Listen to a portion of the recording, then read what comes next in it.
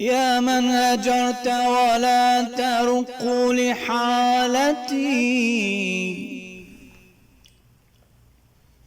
أيحل في شرع الإله مذلتي؟ رق العزون لجنتي ولشرعتي، وبكت قلوب العاشقين لصورتي.